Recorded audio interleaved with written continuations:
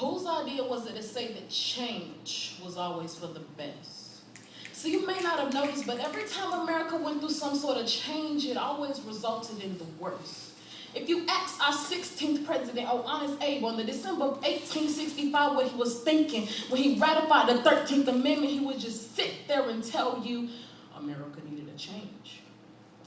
Yes, Mr. Lincoln had good intentions for changing. That change invited murder, racism, and the formation of the Ku Klux Klan right into the doors of America, but a change was wanted. Don't get me wrong, the fight for freedom was a beautiful thing, but if you walk the streets of the southern states in the USA and listen closely, you can still hear the screams of the black men and women whose blood is seeped into the land and mixed with it just enough to cover up the shade.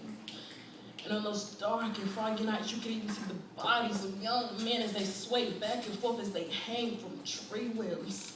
Now, every time you turn on the TV or click on some YouTube video, you hear of the white man trying to save, but you never hear about them trying to enslave the beautiful black minds of Africa. The griots and jelly, our West African oral storytellers who would just fill us with the history of the pale-faced ones coming in and tearing their mother apart piece by piece by piece by piece till there is nothing left. When did it become okay for someone to change the life of a beautiful black queen in Africa to a broken-spirited servant girl in America? Why did the people of Africa need the pale-faced ones to save them from themselves? Why did they depend on the white burden?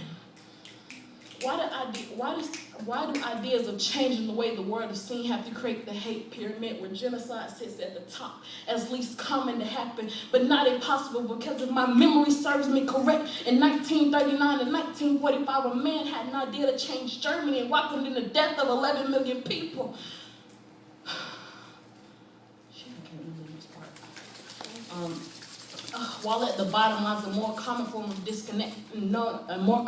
hatred known as disconnection. When did it become okay for disconnection to sneak its way into the name of the United States of America and make it a lie, since we are painfully aware that we are not united at all? When did it become okay for our representation to represent us and not like us, because disconnection has a house so divided that no longer shall we choose to stand after we have fallen?